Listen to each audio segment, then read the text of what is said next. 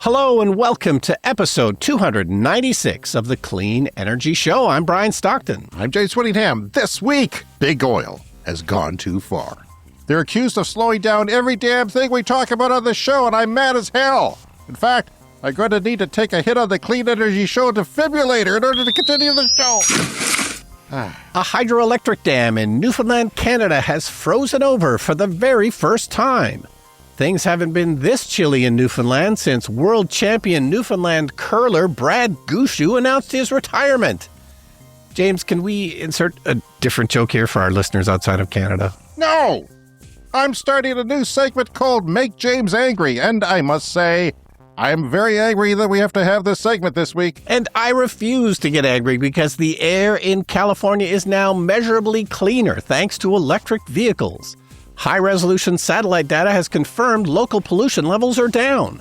High-resolution satellite data has also confirmed that James's backyard is a mess and he really needs to clean it up. That is accurate. All that, your letters, and the lightning round on this edition of the Clean Energy Show. All right, so we had a big cold snap here, which we love to talk about because... it's cold. It's been colder, but it was cold. Minus 36. Yeah, ridiculously cold, but one of the reasons we'd love to talk about it, of course, is the electric cars still work very well in that kind of weather. Of course, they will lose range, and of course, you have to, ideally heat them up ahead of time. But there was a weird thing happened with my Tesla in the cold snap. So I get over-the-air software updates for the car, of course. This has been going on for a long time. And the way it works is, the car will tell you, oh, there's a software update available. Do you want to schedule it for 1 a.m.? Like that's typically what you do. And then it updates overnight because it can take as much as an hour to update and can't drive the car while it's doing that. So that, works well. 1 a.m. software update. Anyway, for 2 nights in a row, we got an error message saying that the low voltage battery was too cold we can't complete the software update. Oh, no. Yeah. Could you have left the car running overnight and locked it? Yes. Yeah. None of these updates were urgent or anything. So what happened was on the third night, it was only minus 22 as opposed to, minus 36. And then minus 22, it was warm enough. It did the update on the third night. Yeah, minus 36 is about minus 34 Fahrenheit for our American friends, and it's cold.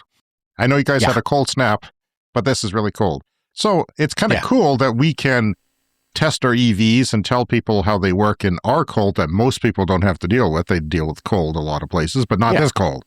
And there's a quirk in my 13-year-old Nissan Leaf, the first generation of that vehicle from 2013. And I guess it was the third year of the vehicle, third model year, but it will charge the battery if it is cold.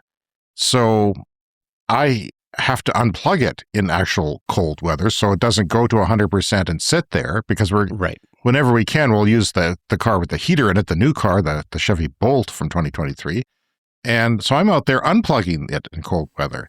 And I let it go for, about 30 hours, and it used about 30% of the battery. Now, keep in mind, the battery is about half of what it used to be when it was off the production line. Yeah. It is not a great battery, and I knew that when I bought the vehicle, and it has deteriorated over time.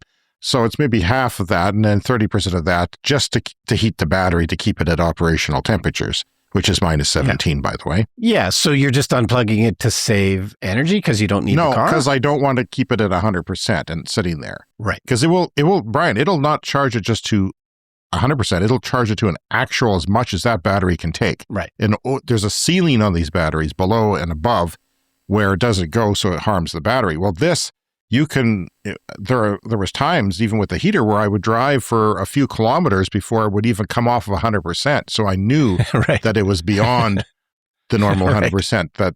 And I don't know if it's just my car or if it's a quirk with my car or if all Nissan Leafs do that or if the 2013 model year does that, but it's a weird thing. Like it can't heat the battery without charging the battery.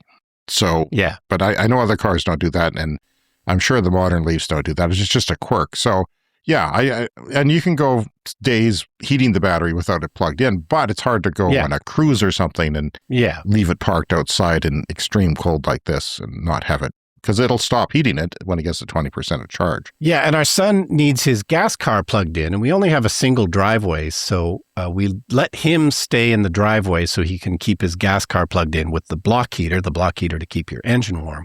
So we've been plugging the parking the Tesla on the street, not plugged in at minus 36, and it's fine. You just, you heat it up with the app. You're just using a lot of the battery to warm the car before you drive it anymore. Yeah.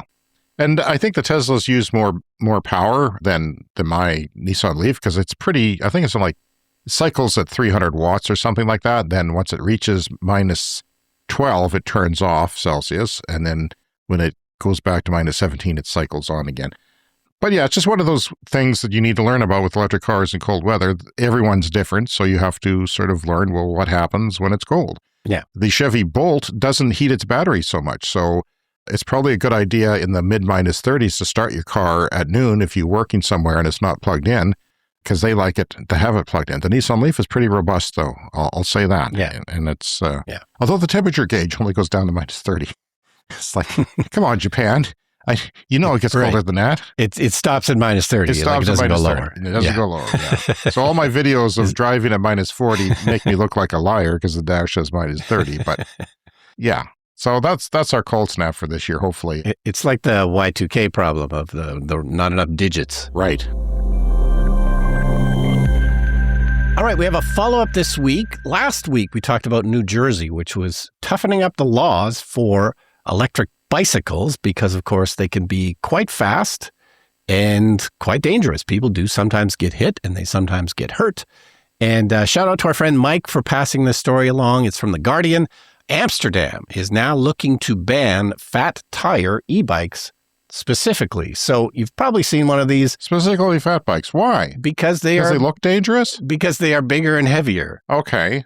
But not that much. Well, I don't know. I mean, I looked at the pictures in the article and it's like, yeah, you wouldn't really want that going down a bike path if it was going too fast. And of course, what happens is that people hack them to go faster. Like they are limited by law to 15 miles per hour, which is about 24 kilometers an hour. But we know from reading the internet that you can go in and you can hack these things and get them to go faster. So a lot of people have done that. And they can go then 25 miles an hour.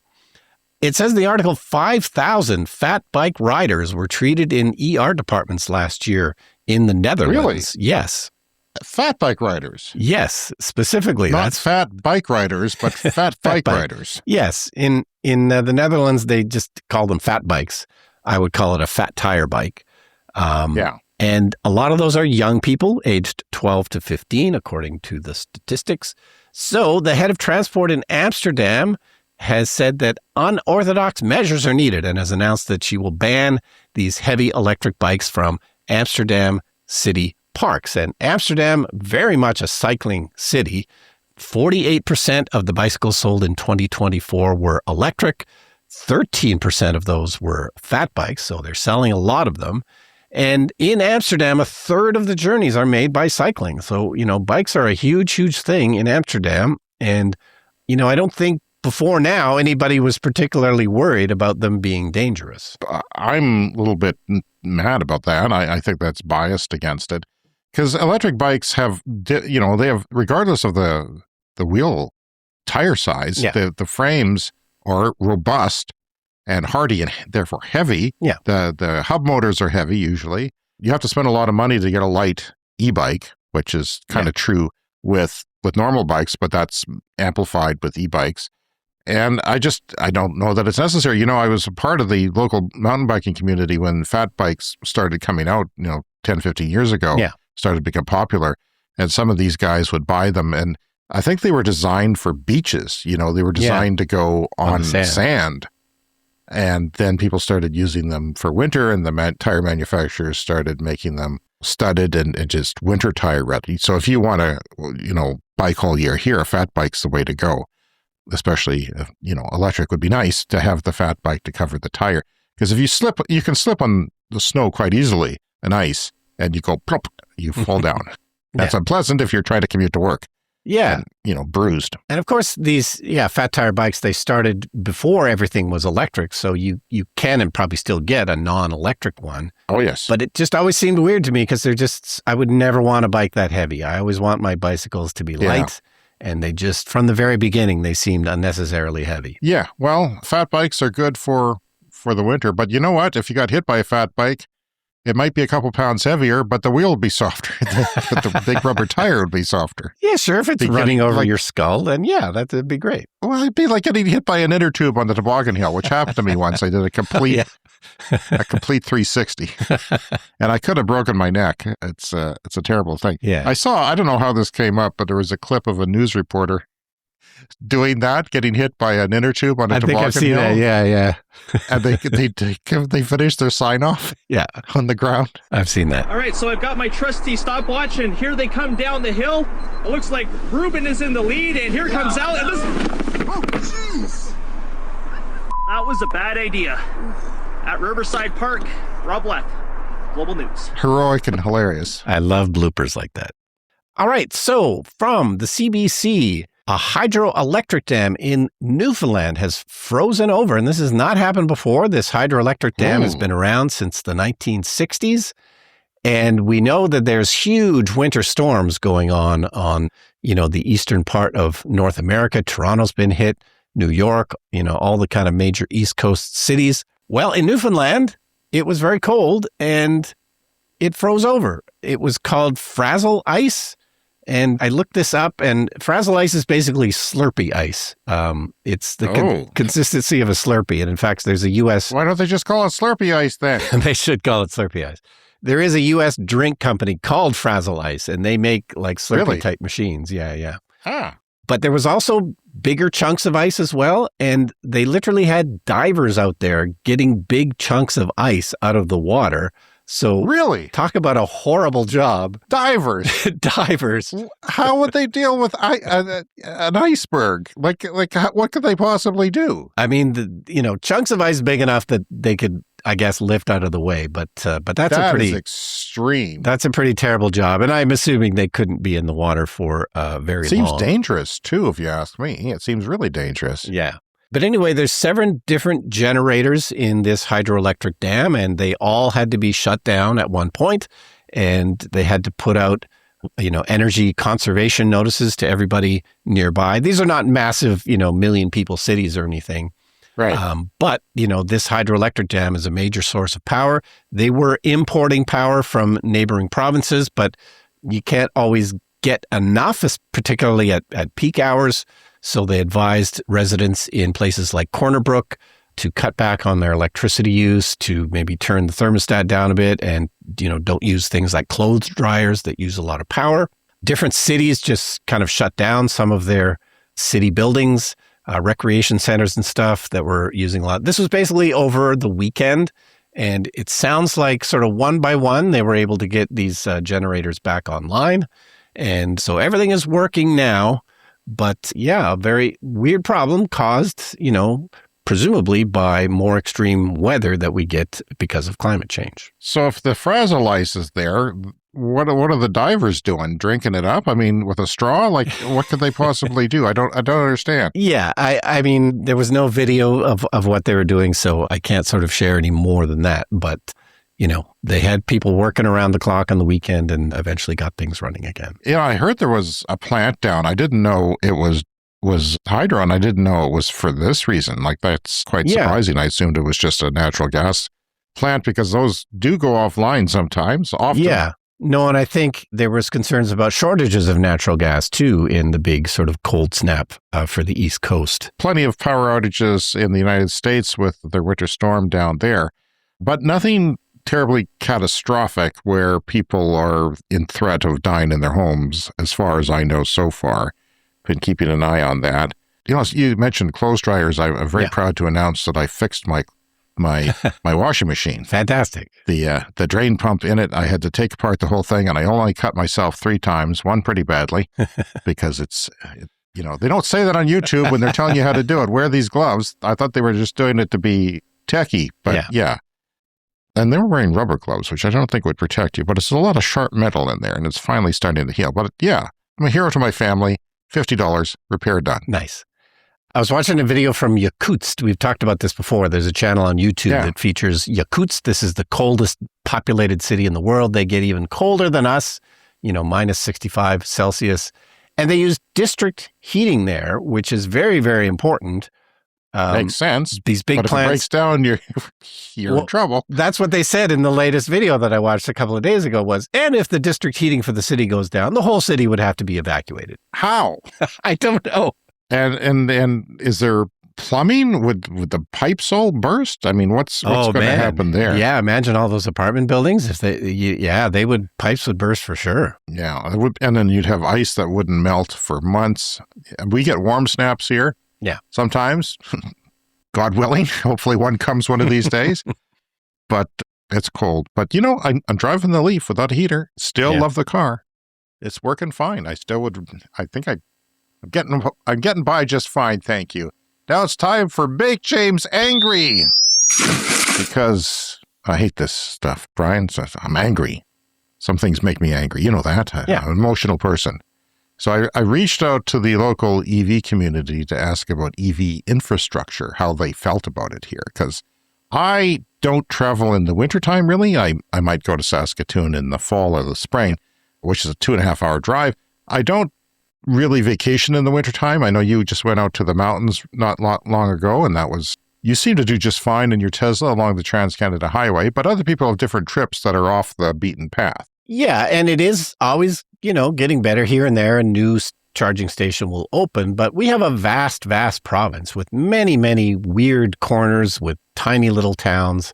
And I'm sure there's many kind of off the beaten path places that are a problem. So last week, if you listened to the show, and I hope you did, I had one of my medical professionals that I was dealing with had lots of questions about EVs as I spent an hour with her. Yeah. And that was one of her questions. And it's one of everybody's questions. We'll buy one when the infrastructure is there. And I thought, well, it's there. It's there for me. Yeah. It's there for you, Brian, for the most part. I've been driving for 6 years electric, you even longer. Yeah. But the problem is, if the stations that we rely on break or are down, that could be a problem. Now, that hasn't been the case for a while yet, and they are getting more reliable. But I reached out, and people had some thoughts. This is from Grant Gilchrist. James Whittingham, I would say the fast chargers are adequate for city-to-city driving, but the support for rural is still not great. There is not much backup when a station fails in some places either. Notable holes include the towns in Saskatchewan, Canada, where Brian and I live, as Chaplin, which I'd love to have one there. I think it's a good place for one. Rosetown, birthplace of the Whittinghams in Saskatchewan. My grandfather homesteaded near Rosetown. Shaunavon, Carlisle, which is down by where your cottage is. Yes, but there is a new charger now at the White Bear Hotel Casino thing. So that one's fixed, basically. You would have to go a little bit off the path there by a few minutes to get there. It's about 10 minutes from Carlisle. But that's fine if, you're really relying on it. It's not the end of the world. Bigger issue, he says, is that everyone is using level 2 chargers at home, and there are a lot of places where the transformer won't handle more than 2 or 3 houses charging in a block. This is news to me, Grant. I don't understand that. He said we need more level 1 and 2 public chargers and workplace charging when the demand starts to return. I would argue, Brian, that our hole in our infrastructure is that workplace charging. We should have more public lower level chargers like at a grocery store. I noticed I was picking up my groceries last night and my map of my car showed a charger across the street at the car dealership. It's called Capital Ford. And they had 2 flow chargers there. One of them was being used, or they were both being used actually, but then one became available. They were 16.5 kilowatts, which is pretty good for the high end of what level 2 can do. So it's not nothing. So if you were in a pinch, that would work. If you're getting groceries, for example, for an hour or 2, you would get a pretty significant charge there. But yeah, I would say what I think we need for a guy who doesn't travel would be workplace charging. Because if people could charge at work, and you would pay for that privilege, but you could charge at work if you lived in an apartment or a condo that didn't have charging. The other thing is that condos and apartments should have charging, especially condos. They should have better regulations. I know it's tough. Everywhere, the condo boards and everything that, they fight back and they don't want this and that. But if you could level 1 charge at a normal household outlet, which is 110 volts in North America, you would get 7 kilometers an hour in a parking garage. Yeah. And less the bigger the vehicle, the less that would be because it's less efficient. But in a car, for example, that's what you should get. And that would do you most of the time. And if you did topped up once or twice on a level 2 charger and paid a couple bucks for the privilege for an hour or two, you'd be good for the week. And you would have no problems. You would not have to charge elsewhere. You would not have to pay big money to charge at a fast charger somewhere. So that's my thinking, and we're way behind on that in North America. There are some cities like Vancouver, Seattle, Portland, Oregon, and maybe some places in California that are the city level is working to get that regulations in place. But even they are fighting it. And Matthew Pointer, who is a leader in our EV community in Saskatchewan and a big benefit to that fight, he says, sadly, DC fast charger installations in Saskatchewan are going to slow down significantly in the coming years. Why, he says? The demand fees charged by SaskPower, the public government-owned utility, is high. A lot of companies feel it is too expensive to justify and are moving onto markets that have more affordable power, and who can blame them? There is a way around it, though. Battery energy storage and backup is a way to minimize the charger installation. By pulling so much power from the grid, you can pull a small amount of power and then charge the car quickly. Now, there are some places like that in Vancouver and around BC at the On the Run convenience stores. They have chargers. I've used them because they were free the first year I went out there. Yeah. 2.5 years ago, which is fantastic. Not only were they free, but they gave me a hefty discount on their burger meal inside the restaurant. It's like, charge for free and get a discount. All right. So I did. And you know what? The burgers were great because it was AAA. Was it AAA or I forget the name of the burger joints out there that are popular. But anyway, they did that. But if the battery ran out, then you got a slow charge. It was pretty slow. It was around 25 kilowatts, which is not great, especially even on my car, that would be considered slow. So yeah, if your battery was full and you didn't just follow two people who were drained that battery, you did well. And if you didn't, it was touch and go. So that's a bit iffy, I think, using batteries. It helps, but it doesn't completely solve the problem in situations like that unless you have a lot of batteries. He says, I hope that the cost of battery backup continues to drop, and I'm sure it will. I can't see how it could possibly not. And we will see these batteries buffering our charging costs in Saskatchewan. That's going to take a little bit of time, though. It is too bad. And you know what? This makes me mad because the Crown utility is soaking people for demand charges, high demand charges, and they should be helping. They are doing the opposite, which means you suck, SaskPower. There, I said it.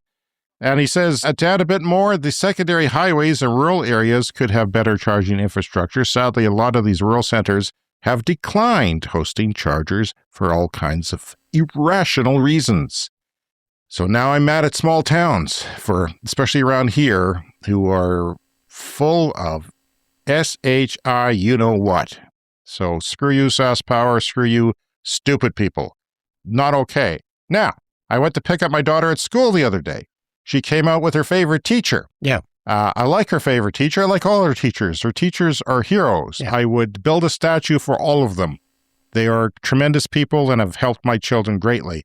But she came out with her teacher, and her teacher was saying that there was an EV fire at the bus depot, at the station where the transit terminal where the buses sit overnight. Inside, they get maintenance, they get cleaned out. In the case of EV buses, they get charged. She said there was an EV bus fire there because we got a few EV buses in town, and that is not the case.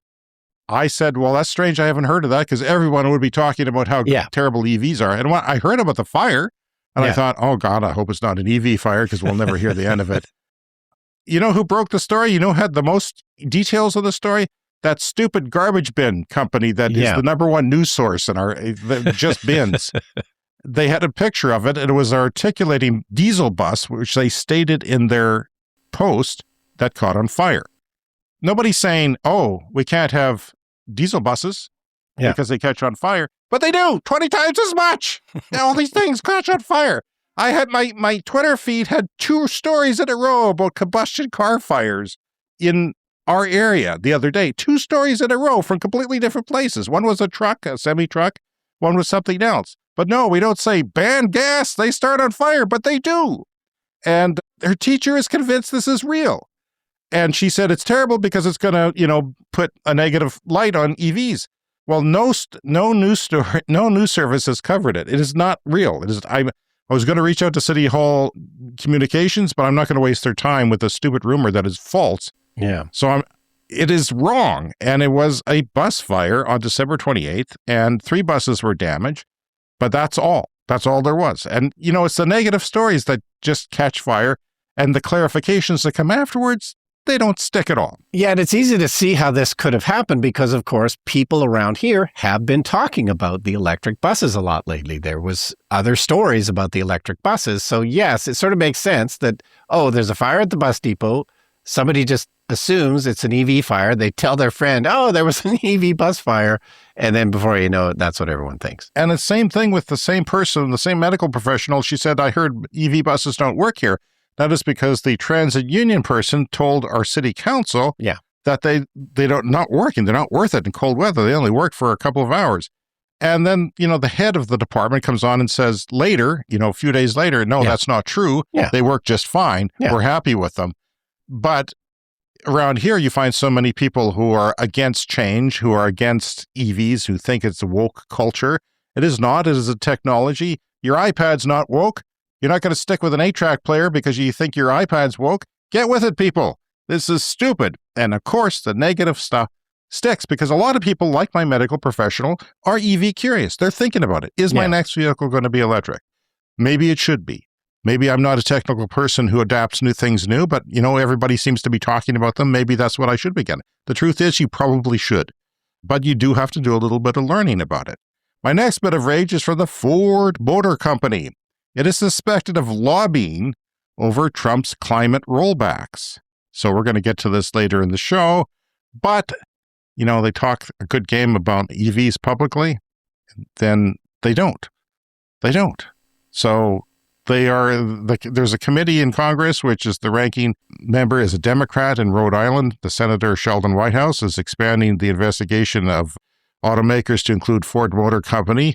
And he's seeking clarification about the comments that President Trump made, suggesting the Ford Motor Company and the CEO, Jim Farley, have played a significant role in advocating for the repeal of long-settled rules and regulations meant to protect human health and environment. He wrote in a letter to Ford's CEO, Jim Farley. So, I am mad at Jim Farley. He's full of crap. These people, they say they're pro-EV, but they're secretly lobbying the government, and now they're getting investigated, which is quite remarkable considering the current government in the United States that any Democratic committee has any power at all, but this one does, so they're getting investigated for lobbying for that. And you know what? If it's true, I'm not going to shed a tear when they go down in flames from Chinese competition, which we'll outline more later in the show. Yes, it's really to their own detriment if they don't make EVs. All right, well, we've got a good news story here for a change. James, this should calm you down. This should lower your blood pressure. I do actually have a heart rate monitor on at the time now. Let's just check in here. Going to measure it, and should only take a few seconds. Brian, if you stand by, I'd have some heart rate measuring music, but we don't have a live band yet. We should work on that. We should have a live band.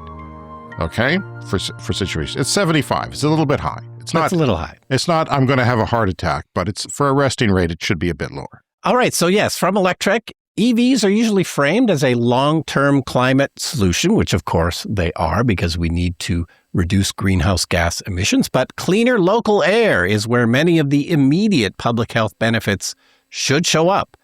And NO2 is produced by burning fossil fuels and is linked to asthma attacks, bronchitis, and higher risks of heart disease and stroke. Well, now a new study from the University of Southern California says that the satellite evidence is finally strong enough to measure in terms of local clean air.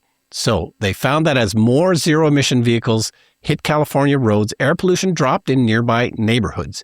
Using high-resolution satellite data, the team linked EV adoption to the first statistically significant real-world drop in nitrogen dioxide, which is that harmful traffic-related pollutant. So the headline number is modest but measurable. For every 200 zero-emission vehicles added in a neighborhood, the nitrogen dioxide levels fell by about 1.1% between 2019 and 2023. So between those years, 2019 to 2023, the typical neighborhood added about 272 zero-emission vehicles, with most adding between 18 and 839. And as the zero-emission vehicle numbers increased, the NO2 levels consistently declined. I woke up to many air quality alerts this morning, and my air quality monitor is an indoor Amazon air quality monitor. One of them that I use for VOCs, the only one that I have for VOCs, volatile organic compounds, the things that will give you neurological disorders, cancer, and many other bad things. It was at 86 out of 100 this morning, early this morning. And that, I assume, is bad. But I don't have exact readings of what particular things were there. And by the way, our air quality monitor is offline because I don't know why, but I have to go to the shed to figure it out, and I'm too scared to do that. It's a life and death journey right now, but in a couple of days when it's sunny out, I'll make that journey. Yeah, it'll be better when it warms up, and maybe it's the ultra cold temperatures are a problem. No, I don't think so, because even my indoor little Amazon air quality monitor, I have another one here if you're watching the video. It's just a little thing like so. Got a little mesh screen on it here. It's tiny, but I've got it mounted upside down in a container to keep the water out, and it's been working fine. It's, as far as I know, it's working fine. I don't know if its accuracy has gone down, but it seems like a lot of times between 4, 5, 6 a.m., I think industry is dumping things, or there's certain water patterns. It gets bad a lot in the wintertime out there. But fortunately, my windows are closed because it is so cold. But it's a terrible thing, this air that we are breathing. And to clean it up with cars, if we all went electric, the oil refinery wouldn't have to be in business, and it wouldn't be polluting us. And even the steel mill may not be in business because it makes largely oil pipelines and oil infrastructure and natural gas, I think, as well. But yeah, that's where we are. It's sickening. Let's dip into the mailbag, Brian. Why not, I say? This is from Bob. Bob 1 or 2, I don't know. Is there a competition between the two? Is there a Bob 3 out there? We're still waiting for Bob 3 to show his face.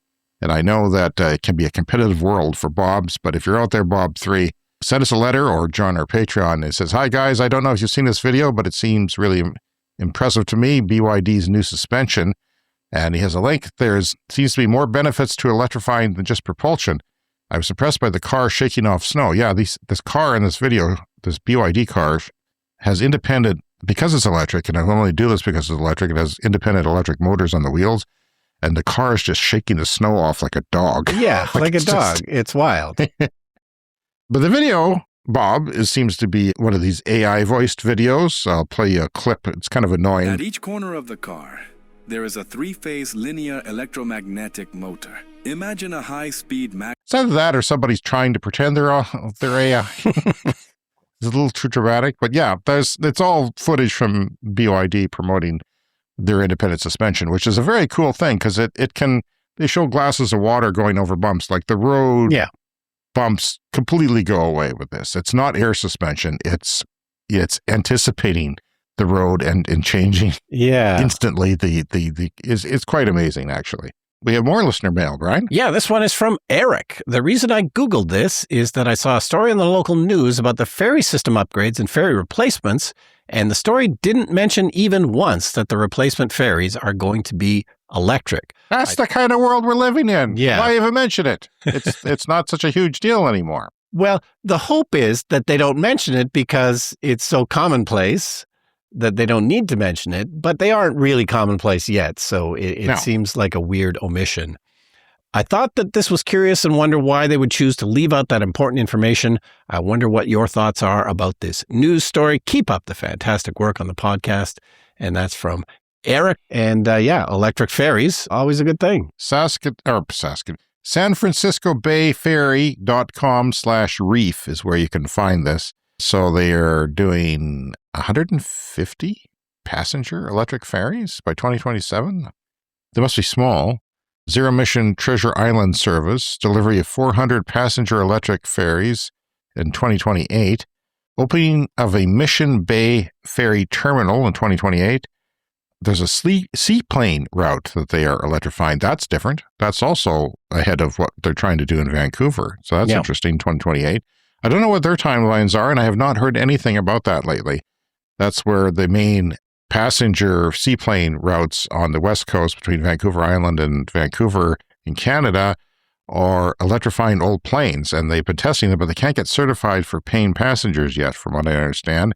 And they're going to have an installation in 2028 of the first universal charging float, which is something I've never spoken before. A charging float. Charging float. A floating gas station. A floating charging gas station. Well, we know that, floating gas stations exist for ships. So, why not have one for electric charging? And Denny and Linda sent a story about the Michigan Attorney General alleging a decades-long conspiracy by Big Oil in a lawsuit. We're going to have that story at the end of the show.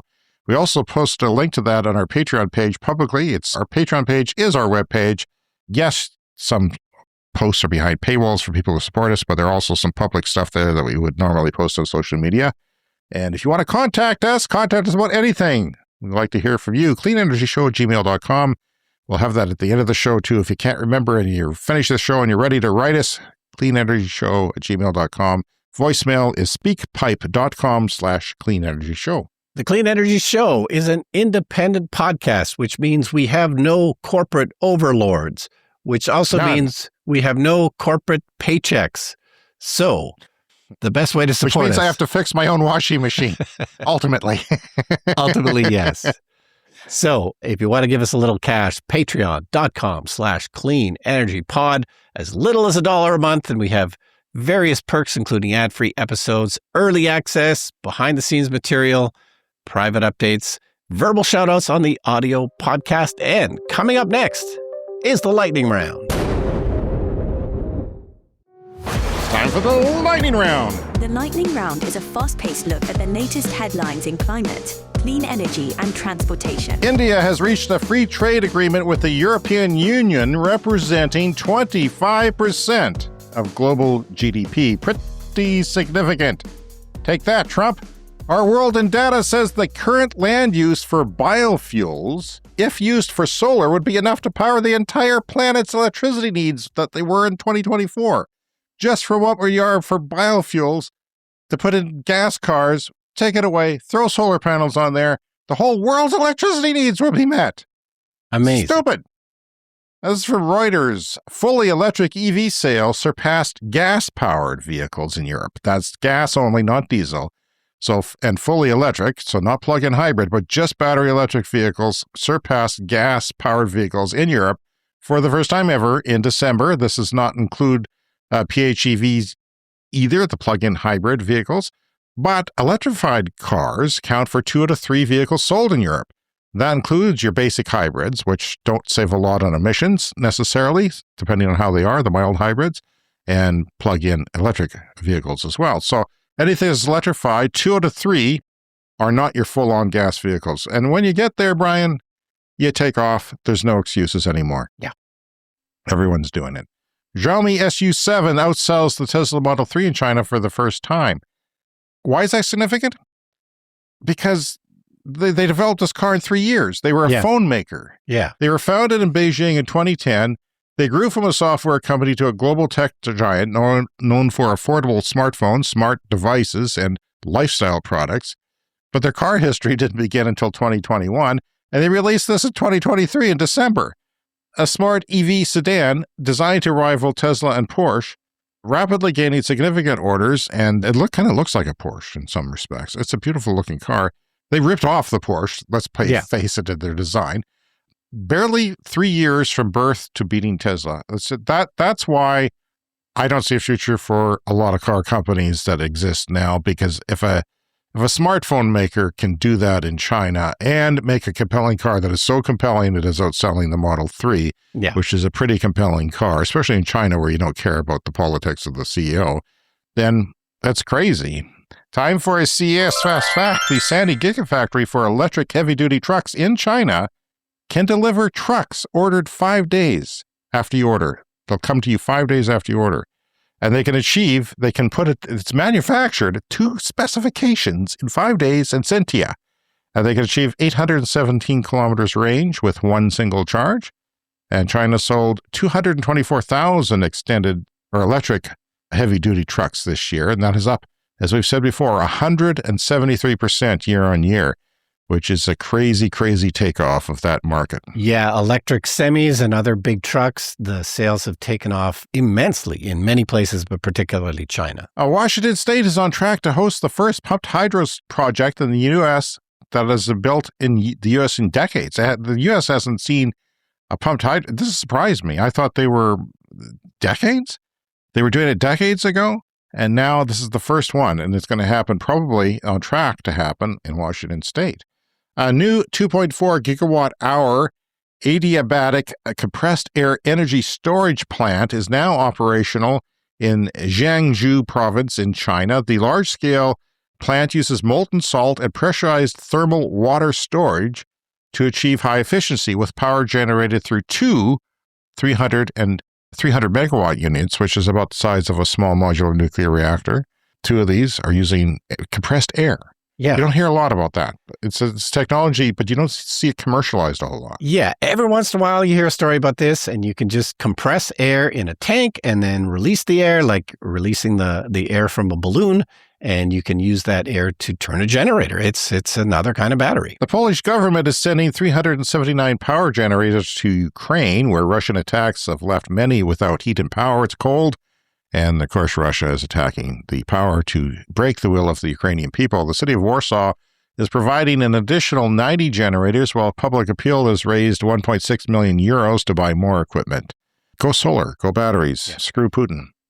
BYD targets 1.3 million overseas vehicle sales in 2026, but that's only a 24% growth. Now, we're looking at the growth of trucks there, the heavy-duty trucks, 173%. That's really taking off. 24% is good, but it's not what they would want. Yeah, well, the bigger you get, the more vehicles, you're selling. If you're selling 10 million vehicles, it's pretty hard to, increase that by a meaningful percentage. Yeah, that's true. You can understand, too, why they would, want to expand into the Canadian and American markets, because they're ripe for the taking. And absolutely. They're going to try and do that. And they are. There's a plant in the States that's probably going to go up. And we'll have a story in just a second that I'll get to in a moment.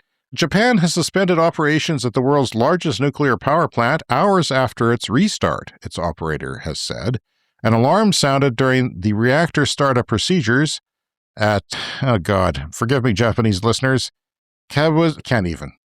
It's northwest of Tokyo. Yeah. But the reactor remained stable at Tokyo Electric Power Company. A spokesman would just assume that person has a name, they said. Reactor number 6 restarted on Wednesday last week, a day later than planned due to an alarm malfunction. The first at the plant since it was turned on. The plant hasn't been turned on since the 2011 Fukushima disaster. A lot of them haven't been.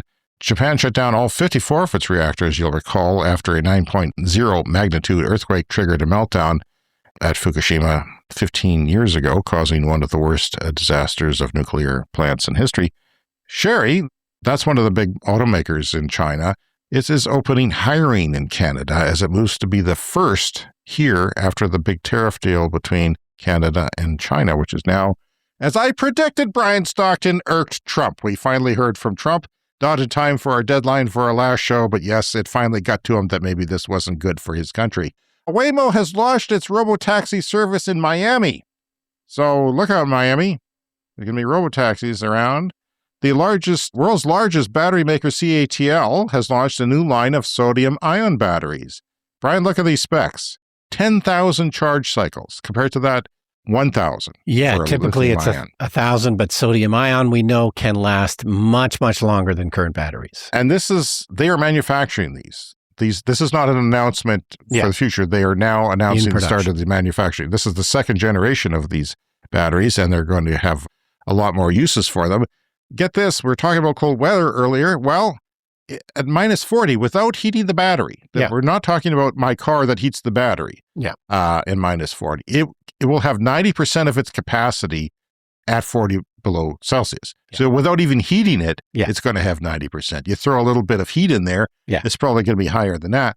In other words, it'll function in minus 40 without plugging it in. Problem solved. Cold weather, problem solved. It doesn't have as high range because remember, they're less energy dense than lithium-ion batteries, but they are probably going to improve over time. And Current cars heat their batteries to minus 17 or 1 degree Fahrenheit to make them usable.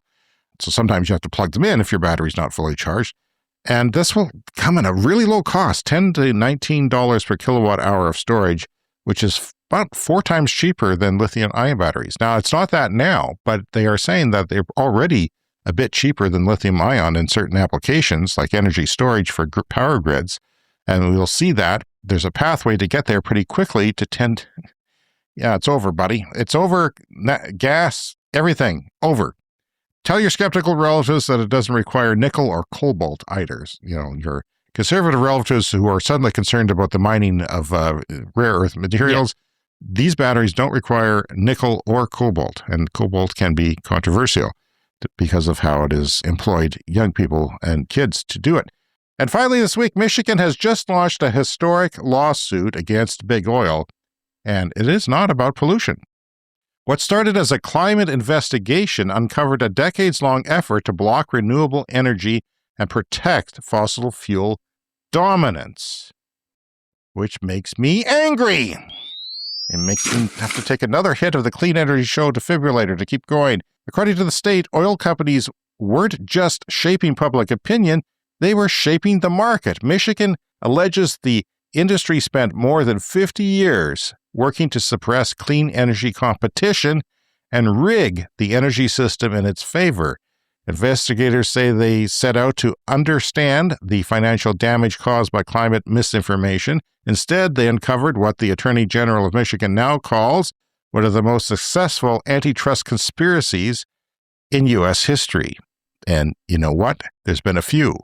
It's big competition if you want to compete to be the biggest.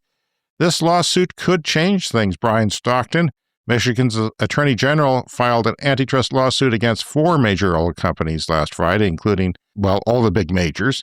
They claimed that they have colluded for decades to reduce production and distribution of renewable energy and electric vehicles. The lawsuit was filed in the United States District Court in Western Michigan and named BP, Chevron, ExxonMobil, and Shell, as well as our favorite people, the good people, fresh from hell at the American Petroleum Institute, who like to mix things up in people's perceptions of the world and lie and put out bad information. They said the group acted as a cartel, agreeing to reduce the production and distribution of electricity from renewable resources and to restrain the emergence of electric vehicles and renewable primary energy technologies in the United States, which makes me angry. I hope it makes you angry. Buy your Clean Energy Show Alert defibrillator on our webpage. We'll start selling them. The lawsuit noted that in the 1970s, Exxon developed the first hybrid gas-electric vehicle technologies, publicly showed an electric motor integrated into a hybrid gas propulsion system installed into a Chrysler Cordoba. Do you remember that?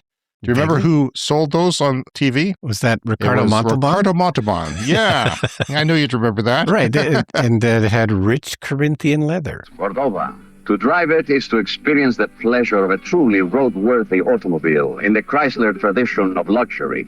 Yes, even rich Corinthian leather. And partnered with Toyota to develop a hybrid gas-electric vehicle using a Toyota Cressida chassis, which I'm not too familiar with the Cressida. But Exxon never marketed that innovative hybrid engine technology and consistently has deferred meaningful investment in its lithium-ion and graphite-based battery technologies for EVs, the lawsuit said. The lawsuit also alleged that Chevron sought to delay a critical EV and battery technology known as nickel metal hydrate rechargeable batteries by acquiring all the patents to restrict their use in automobiles. So that's an old technology. I think the EV1 used that kind of in like 25 years ago. Yeah, and from like GM. Rechargeable batteries for appliances before lithium-ion, I think they would often be nickel metal hydride and weren't quite as good. This lithium-ion improved on those, but they were still usable. You could have made a car with those probably. If you had a AA rechargeable battery around the house, that's probably what it was made of. But yeah, so we knew this was happening, and this lawsuit could really stick it to them. A lot of the analysts online are saying. So I hope they're right. All right. You can find us on social media, Clean Energy Pod. That Patreon is patreon.com/cleanenergypod. The email, cleanenergyshow@gmail.com. And remember to please hit the follow or subscribe button on your podcast app, and we will get you new episodes every week. Please do join us on Patreon and support the show, patreon.com/cleanenergypod. Thank you to our Patreon Clean Club executive members, Green Bastard, Brent Routley. And thank you all who support our podcast. We'll see you again in 7 days. Yeah, see you next week.